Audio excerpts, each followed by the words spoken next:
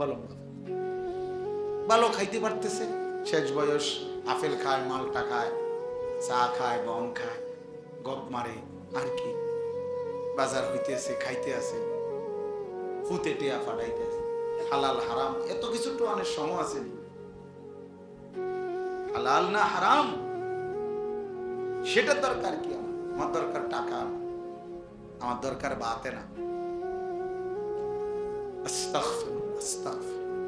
ভুলে গেলে চলবে না, আখিরাত নিশ্চিত, মৃত্যু আমাদের নিশ্চিত, কবর আমাদের নিশ্চিত, ভুলে গেলে চলবে না। জাহান্নামের আযাব বড় ভয়ানক আযাব, বড় ভয়ানক আযাব। আল্লাহ তাআলা কুরআনুল কারীমে বলছেন, কাল্লা সাউফা তা'লামুন, বান্দা শোনো,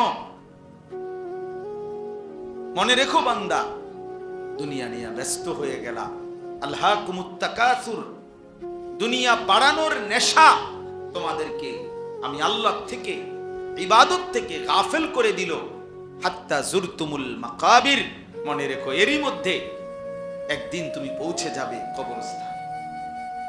মনোযোগ দিলেও মরে যাইবা, অমনোযোগ হইলেও মরে যাইবা, সেজদা দিলেও মরে যাইবা, নাফরমানি করলেও মরে যাবে। ইব্রাহিম নবীরও মৃত্যু হইছে, নমরুদেরও মৃত্যু হইছে, মুসা নবীও ইন্তেকাল করছে, ফেরাউনও কি করছে? তার মানে অনুগত থাকে নাই, অবাধ্য থাকে নাই, চলেই যাবা। তবে কাল্লা সাউফা তা'লামুন, আল্লাহ বলেন অচিরেই কবরে আমি আল্লাহ তোমারে জানায় দেব, বুঝায় দেব আমার এক এক নাফরমানির শাস্তি আমি দেখায় দেব। হাদিসের মধ্যে আছে, আল্লাহর নবী সাল্লাল্লাহু আলাইহি সাল্লাম সাহাবীর কবর দেখে, খালি কবর, একদিন এক সাহাবীর জানাজা পড়তে গিয়ে, জানাজার আগে নবীজি তার খালি কবরটা অনেকক্ষণ তাকাইয়া খুব কাঁদছে, খালি কবরের দিকে তাকাইয়া। তো সাহাবীরা বলেন আমরাও নবীজির সাথে খুব কাঁদলাম। এরপরে কান্দা শেষে নবীজি চোখ মুছে বললেন, লিমিসলি হাযা ফাআইদু, আমার সাহাবীরা এমন কবরের জন্য তোমরাও প্রস্তুতি নাও, তোমরাও প্রস্তুতি নাও, আইদু, রেডি হও সাহাবারা, এই নিশ্চিত এই কবর তোর কাছে তোমারে পৌঁছানোই হবে, পৌঁছানোই হবে। চলো জ্যান্ত মানুষ, হাসি খুশি মানুষটা পলকের মধ্যে নিস্তব্ধ হয়ে যায়, কি আশ্চর্য বিষয়। আমার মামি কিছুদিন আগে মারা গেছে, আমি মামি, বড় মামি আমার জানাজা পড়তে গেছে, তখন আমার মনে পড়ছে, হায় মামি, আমার ছোটবেলায় ছাত্র জীবনে আমি খুব সিমের বিচি খাইতে পছন্দ করতাম, সিমের দানা। আমার মামি তরকারি রাঁধলে, সিমের তরকারি রাঁধলে সিম এগুলো আলাদা নিয়ে বাটিতে আবার একটা একটা করে দানা খুলতো, খুললা দানাগুলো খুইলা আমার একসাথে মুঠ করে কত সময় মামি আমার এই সিমের দানা দিছে, খাইতাম। তো সেই মানুষটা যাকে আমি চোখে দেখলাম এতদিন, এতবার, সেই তিনি খবরে চলে গেছে, খবরে চলে গেছে। কি ব্যস্ততম জিন্দেগি ছিল, বড় সংসার ছিল, সব ছেড়ে চলে গেছে। এমনই তো, তাহলে মৃত্যু আমাদের জন্য নিশ্চিত যে আমাদেরকে থামায় দিবে। এই হাসি, এই কান্না, আনন্দ, বেদনা, দুঃখ, পেরেশানি, এই ছেলেরা তোমাদের জওয়ানি থামায় দিবে, জানো না? কে দেখে তোমাগরে, তোমাগরে সমস্ত চুলের ফ্যাশন, কোন ইবলিস ছাড়া, শয়তান ছাড়া কেউ দেখে। অনেক ছেলে আসছো, গায়ের মধ্যে বোঝা যায় গেঞ্জি গায়ে, খেলোয়াড়ের গেঞ্জি, ক্রিকেটের গেঞ্জি, সদর বদর আর কি গায়ে দাও, কি পড়ো, কি মুসলমান, কি মা বাপ, কিচ্ছু খবর। মুসলমানের আখলাক জিজ্ঞাসা করে, নামাজ পড়ছে, এশার নামাজও পড়ে নাই, মাগরিবের নামাজও পড়ে নাই, এই নির্লজ্জ বেহায়া, এত বড় বেশরম কেমনে মসজিদে বলল? জিজ্ঞাসা করে, তোর কলিজার মধ্যে একটা ভয় লাগলো না? আল্লাহর ঘরে কেমনে বসলি নাফরমান, সেজদা ছাড়া? তোর মা তোরে কোনোদিন নামাজের সবক দেয় না? বাবা তোমারে কোনোদিন নামাজের সবক দেয় না? এক মা বাপ সন্তানকে লালন পালন করছে, এই ছোটবেলায় এত আদর সোহাগ দিয়া বাচ্চাকে বড় করছে এক মা বাপ, 14 বছর 16 বছর বয়সে। এই মা বাবা এই আশাই বড় করছে যে বয়ে বয়ে মোবাইল টিপবা, নারী দেখবা, ছবি দেখবা। হায় হায় জানোয়ার, এই জন্য তোর মা তোরে দুধ খাওয়ায় না। মায়ের দুধের কলঙ্ক, মায়ের রক্তের কলঙ্ক।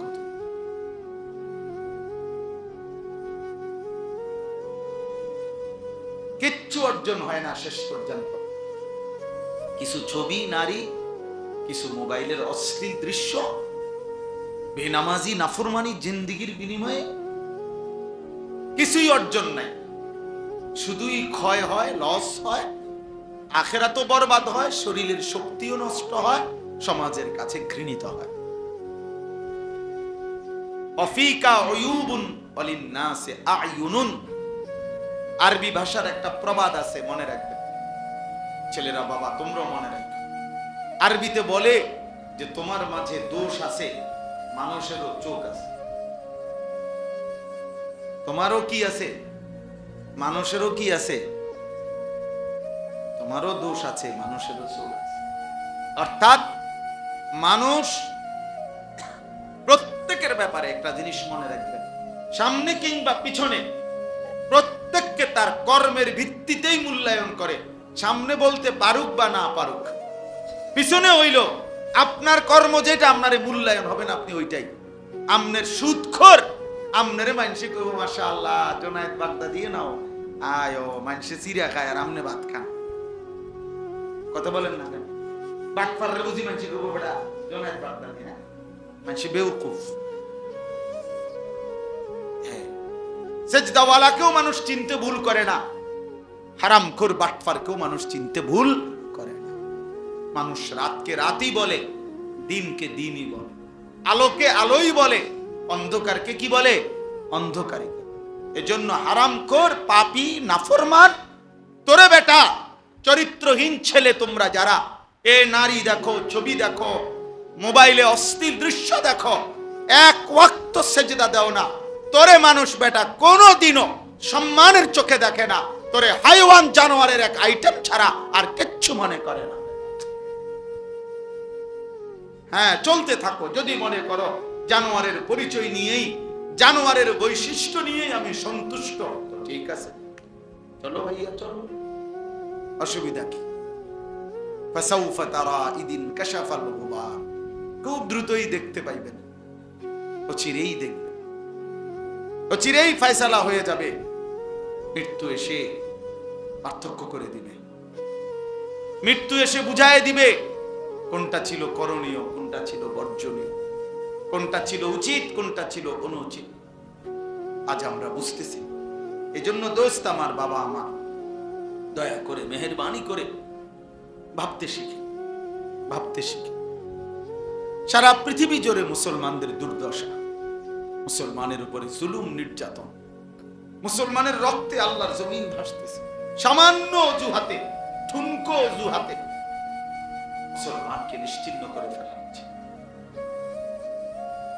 ফিলিস্তিন, গাজাত হয়তো রক্তের বন্যা বইতেছেই, আবার আজকে 1-1.5 সপ্তাহ যাবত ভারতে এই হিন্দু বেঈমানরা, তারা একেবারেই সামান্য অজুহাতে জম্মু কাশ্মীরের মধ্যে একজন হিন্দু অফিসারকে সন্ত্রাসীরা হত্যা করছে। এই ইস্যুটাকে সাথে নিয়ে এটাকে বড় করে হামলা করছে সন্ত্রাসীরা কিছু পর্যটকের উপরে। সেটা তো নির্দিষ্ট বিচার হবে, সন্ত্রাসীকে ধরা হবে, অপরাধীকে ধরা হবে, কিন্তু এই অপরাধীকে ধরার কোনো নাম গন্ধ নাই। পুরা কাশ্মীরে লক্ষ লক্ষ মুসলমানের উপরে, পুরা ইন্ডিয়ায়, গুজরাট সহ ইন্ডিয়ার লাখ লাখ মুসলমানের বাড়ি ঘর ভাঙ্গা সমান করে ফেলছে। জানেন, এখানে সন্ত্রাসী ধরার নাম নাই, পাকিস্তানকে পুরা অস্ত্রের হুমকি, মকির লগে কি, পাকিস্তানের সাথে যুদ্ধের মুখোমুখি। আশ্চর্য এই ইস্যুকে কেন্দ্র করে। এই জন্য বললাম ভাই, বেঈমান সর্বদা চেষ্টা করে কোনো না কোনো ছোট্ট অজুহাতে আমাদের উপরে জুলুমের বন্যা বয়ে দিবে, রক্তের বন্যা বসায় দিবে। সেদিন তোমরা বুঝবা, সেদিন মনেই পড়বে এই মোবাইল টিপা, এই আল্লাহকে নারাজ করা, সেজদাবিহীন এই জীবন মনে পড়বে, মনে পড়বে। প্রতিবেশী যেহেতু গায়ে পড়ে ঝগড়া করতেছে, অতএব এটা খুব দ্রুতই ভয় হয় আমাদের এই চারদিকের প্রতিবেশী ইন্ডিয়া পরিকল্পিতভাবে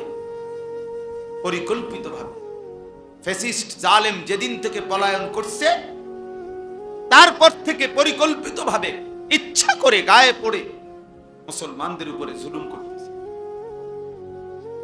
তার মানে এই যুদ্ধ, এই ষড়যন্ত্র, এই আগুনের লেলিহান দাবানল এখানেও ছড়াবে, এটা পৌঁছাবে কোনো না কোনো অজুহাত, কোনো না কোনো।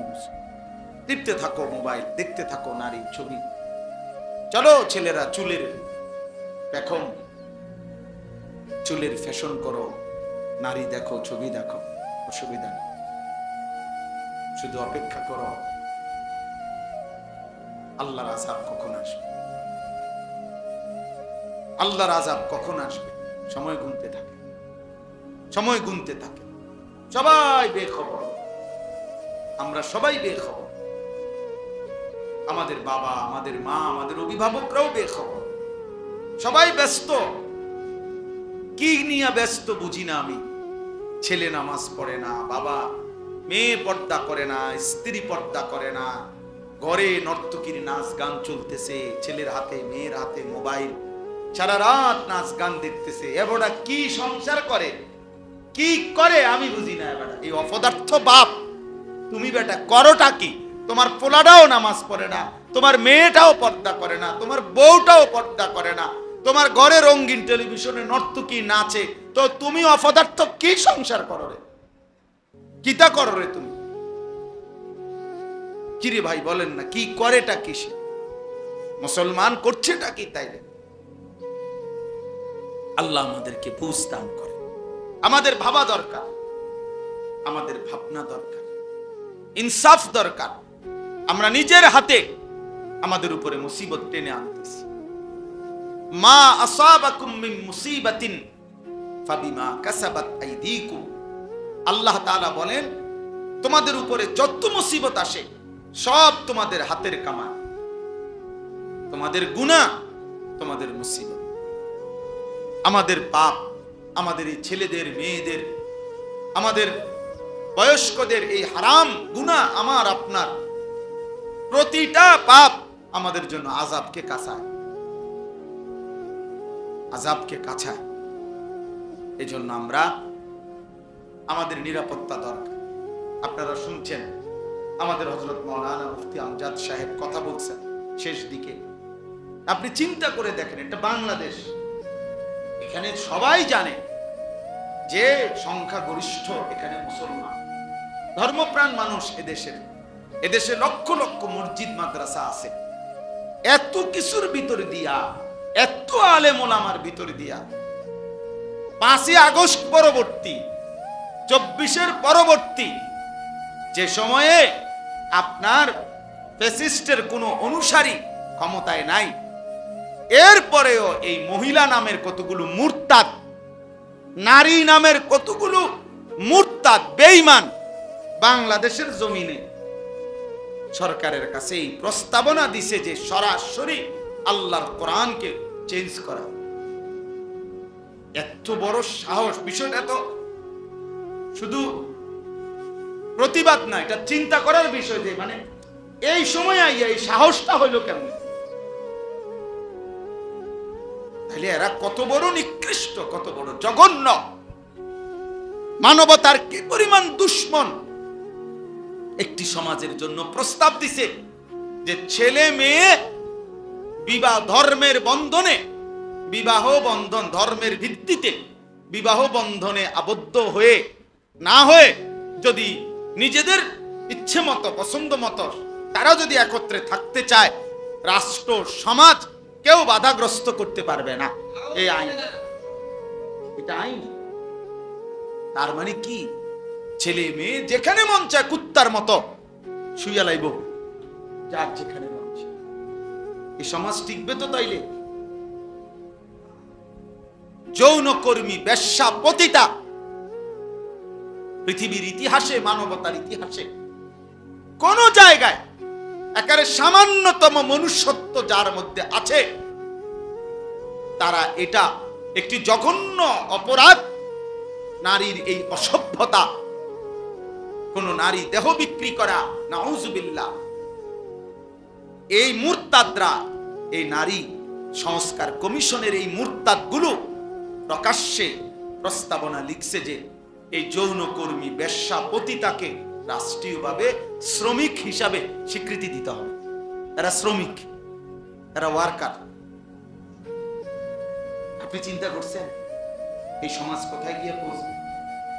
অর্থাৎ ছেলেদেরকে, মেয়েদেরকে প্রকাশ্যে আমন্ত্রণ জানাইছে, তোমরা আরেকটু সবর করো, তোমাদের অবাধ জিনা ব্যভিচারের জন্য একদম প্রকাশ্য ব্যবস্থা করে দিচ্ছি, আরেকটু সবর করো,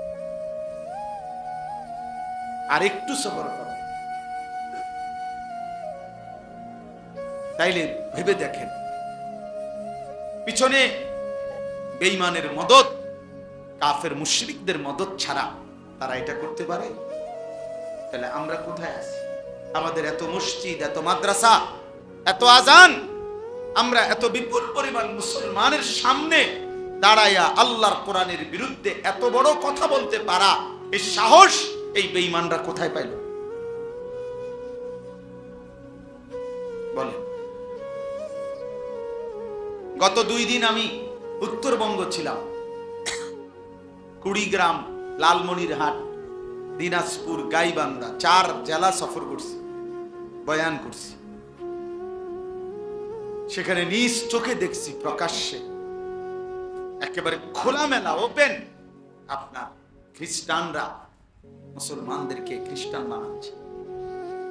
কসম আল্লাহ, শুধু দিনাজপুর জেলায় 793টা গির্জা আছে একটা জেলায়, বাংলাদেশে খ্রিস্টানদের গির্জা একটি জেলায়। সব মানুষগুলোকে অভাব, দারিদ্রতা, এই ভয় প্রলোভন দেখায় নির্দিষ্ট মাসিক ভাতা, বিভিন্ন ভাতা, টাকা পয়সা দিয়ে প্রকাশ্যে। আমি এমন একজন ব্যক্তির সাথে দেখা করছি, আর অনেকের সাথে 2 দিনে এই কাজেই গেছিলাম। এমন ব্যক্তিকে দেখছি, কসম বিশ্বাস করেন, আমি নিজে কথা বলছি ওই লোকের সাথে। এই লোক একটি মসজিদে ওইখানে 7 বছর জুমা পড়াইছে, জুম্মার খতিব, সে প্রকাশ্যে খ্রিস্টান। আল্লাহর কসম। কুড়িগ্রাম, ভাবতে পারেন তোমরা ছেলেরা, আমাদের মাতৃভূমি তো বেটা, অরক্ষিত বেটা, কিসের উপরে তোমরা এই ফ্যাশন করতেছ? কিসের উপরে মোবাইল টিপতেছ? কে তোমা করে এত সুখ তুম করে কে দিল? এত নিরাপত্তা তোমা করে কে দিল? বাপের কয়দিনের বিদেশের টাকা, সংসারের কিছু টাকা পয়সাকে এইভাবে অনাদরে, অবহেলা শেষ করে দিচ্ছে। এরা ভাবতেও আসে না যে কি পরিমাণ মুসিবত দেশের উপরে আসছে। 8টা জেলা রংপুর বিভাগে একেবারে মাকড়সার জালের মতো খ্রিস্টান মিশনারিরা খ্রিস্টান বানাচ্ছে। সবগুলো আদিবাসী ওইখানে, এই যে সাঁওতাল জাতি বেশি, উপজাতি আর কি, এরা শতকরা 98 জন, 99 জন খ্রিস্টান। আপনি ভাবেন, আপনি গিয়ে দেখে আসেন, চলেন আমি দেখাই। ভাবতে পারেন, কাদিয়ানি, প্রকাশ্যে কাদিয়ানি বানাচ্ছে। বাংলাদেশে পঞ্চগড়ে কাদিয়ানিদের বিশাল এলাকা, আহমদনগর, এই গোলাম আহমদ কাদিয়ানির নাম, বিশাল বড় এরিয়া নিয়ে দখল করে রাখছে প্রকাশ্যে। আরেকখানে গেছি, আরেক বেঈমান, সে নাকি মুসলমান হয়, তার কিছু পীর বলে এমনি এলাকার ভণ্ডয়ে নিয়ম চালু করছে, আপনার একজন তার অনুসারী যারা মুরিদ এগুলারে একজন আর একজনের সালাম দিয়া, প্রথমে সালাম দেয়, দিয়ে আবার এরকম প্রণাম করে।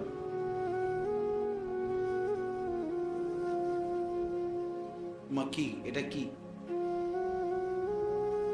আমাদের দেশে দেখেন ওই অনেকে মাজার দেখলে এরকম করে, এরকম কেরম জানি করে, সিঞ্জি মিঞ্জি তো দেখি অনেক সময় হেঁটে কইতে হেঁটে কি করছে, বুঝেন নাই কথা? কারে সম্মান করলাম? কি বিল্ডিং এর সম্মান করলে এরকম, নাকি যিনি পীর সাহেব বুজুর্গ কবরে আছে ওনারে সম্মান করলে? তো যদি ওনারে স্মরণ করো তো ওনার জন্য সূরা ফাতিহা না পড়বা কি? বুঝেন নাই কথা? কোন কবরবাসীকে স্মরণ করার নিয়ম কি? এরকম কেন সুমা দেওয়ানিরা ডিকিতা আপনি সূরা ফাতিহা না পড়বেন, দাঁড়ান তো অসুবিধা দিছি, থামান, অটো থামান, গাড়ি থামান, থামাইয়া সবাই কি পড়েন?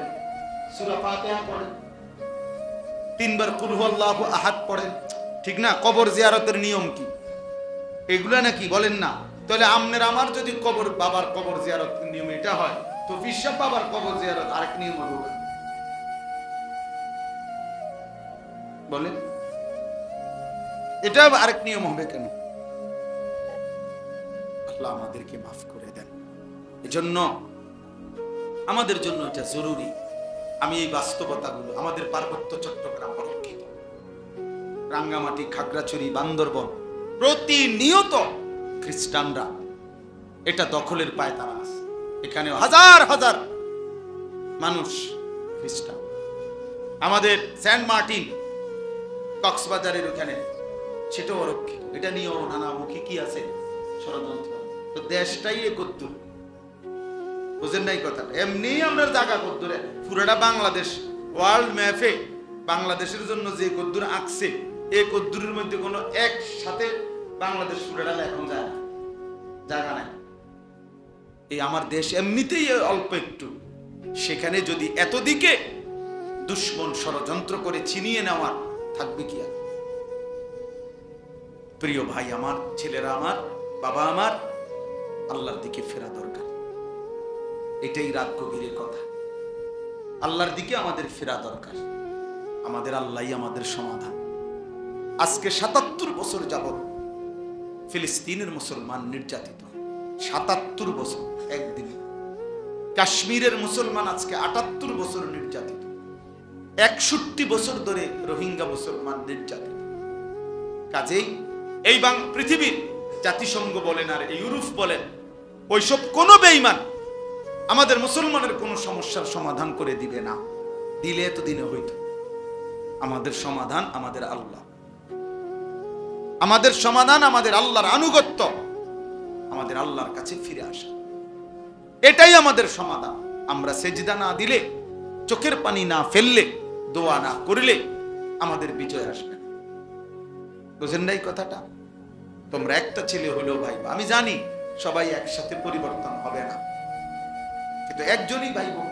যদি কেউ একজন বুঝো আলহামদুলিল্লাহ, একজন দুইজন করেই প্রয়োজন পরিমাণ মুজাহিদ, আল্লাহর দ্বীনের জন্য জানবাদ সৈনিক তৈরি হয়ে যাবে। দেখেন ঠিক সময় মতো আল্লাহ তাআলা ইমানের বিজয়ের জন্য যাদেরকে দরকার আল্লাহই তাদেরকে আলাদা পছন্দ করে নিবেন, আল্লাহই নিয়ে। আর ওই অকর্মণ্য অপদার্থ দুনিয়া লোভী নাফরমান, ওই নাফরমানিতেই পড়ে থাকে, নাফরমানিতেই পড়ে থাকে। এজন্য আমাদের আল্লাহর দিকে ফেরা উচিত। আপনাদেরকে একটা উদাহরণ দেই, তাহলে বুঝবেন। বদরের যুদ্ধের দিন সবাই জানি আমরা, বদরের যুদ্ধের ঘটনা। নবী সাল্লাল্লাহু আলাইহি ওয়াসাল্লামের বদরের যুদ্ধের দিন নবীজি ৩১৩ জন সাহাবীকে আল্লাহর নবী সাল্লাল্লাহু আলাইহি ওয়াসাল্লাম যুদ্ধের ময়দানে যখন দাঁড় করাইছেন, হাদিসে স্পষ্ট আছে, বুখারীর রওয়ায়াত, আমি নিজে পড়াইছি, বুখারী শরীফের হাদিস। নবীজি সাল্লাল্লাহু আলাইহি ওয়াসাল্লাম ৩১৩ জন সাহাবীকে বলছেন, তোমরা দাঁড়াও, আমি না বললে যুদ্ধ শুরু করবা না। তো নবীজি এই কথা বলে পিছনের দিকে আসছে। পিছনে আইসা আল্লাহ নবী সাল্লাল্লাহু আলাইহি ওয়াসাল্লাম পাহাড়ের তলদেশে সমান জায়গায় সেজদা দিয়েছে। এক নাম্বার, চোখের পানি ছেড়ে কান্না শুরু করছে আর আল্লাহর কাছে একটা দোয়া করছে বারবার, আই মাওলা, তোমার জাতের কসম মাওলা, আমার এই লোকে অল্প কয়জন, আমার মক্কার 13টা বছর আমি রক্ত ঝরিয়ে দিবা নিশি মেহনত করে আমি মদিনায় আসছি, আর এই মদিনার এই 6 মাসের ব্যবধানে আজকে যুদ্ধ, আমার পুঁজিয়ে 313 জন, আমার আর লোক নাই, আমার আছেই এ কয়জন। এই হাদিসে আছে, নবী বলছে কাঁদতে কাঁদতে সেজদা দিয়া দোয়া করতেছে আর বলতেছে, আল্লাহুম্মা ইন তুহলিক হাযিহিল ইসাবা লান তু'বাদা ফিল আরদ। আয় মাওলা, আজ যদি আমার এই ছোট্ট কাফেলা 313 জন, এই কাফেলা যদি ধ্বংস হয়ে যায় আপনার দুশমনের হাতে, তাহলে আপনার এই জমিনে আপনার ইবাদত আর হবে না, কে করবে? আর আমারে আপনি বেইজ্জতি করেন না, আমারে আপনি অপমান করেন না মাওলা, আমার এই অল্প কয়েকজনকে আপনি ধ্বংস করেন না। মাত্র 8টা তরবারি, 2টা ঘোড়া, এই ছিল পুঁজি, আর কিচ্ছু নেই, কারো কাছে আর কিছু নেই। 8টা তরবারি ছিল 8 জনের হাতে, 2 জনের কাছে 2টা ঘোড়া ছিল, আর বাকিদের কাছে কিছুই ছিল। কিন্তু নবীজি কি করলেন? 3টা কাজ করলেন। 1, সেজদা দিলেন। কি দিলেন? 2, চোখের পানি ফেললেন। 3, দোয়া করলেন। এই সেজদা, চোখের পানি, দোয়া, এই 3 জিনিস নবীজি যখন পূর্ণ দিলেন, আল্লাহ তাআলা জিবরাইলকে পাঠাইলেন। পাঠিয়ে জিবরাইল বললেন, কোরআন নাজিল করলেন, ফাস্তাজাবা লাহুম রাব্বুহুম, বন্ধু আপনার দোয়া কবুল হয়ে গেছে, আন্নী মুমিদ্দুকুম বিআলফিম মিনাল মালাইকাতি মুরদিফিন। আল্লাহ বলেন, বন্ধু 1000 ফেরেশতা যুদ্ধের সাজে সজ্জিত আমি আপনার সাহায্যের জন্য পাঠাইলাম। তো এরপরে মুসলমানের বিজয়। তাহলে মুমিনের বিজয়, মুসলমানের বিজয় সেজদা। কিসে? চোখের পানি, চোখের পানি, দোয়া, দোয়া। আমাদের চোখের পানি, আমাদের সেজদা, আমাদের দোয়া, আমাদের জিহাদ, আমাদের কিতাল, আমাদের আল্লাহর জন্য জান দেওয়া, এটাই আমাদের বিজয়। এর মধ্যেই ঈমানের বিজয়, মুমিনের বিজয় আসতেই হবে। এ দেখেন, তোমরা ছেলেরা মনে রাখো, ভাইয়া মনে রাখো, আমি বললাম রং তামাশা ছাড়তে হবে। দেখো এমনি সোজা হইতা না তো, ফিডা খাইয়া সোজা হইবা। দুশমনের আঘাতে একদিন চোখের পানি, রক্ত ঝরবে। আজ ফিলিস্তিনের মজলুমের চোখে পানি নাই, আজ রক্তই ঝরবে।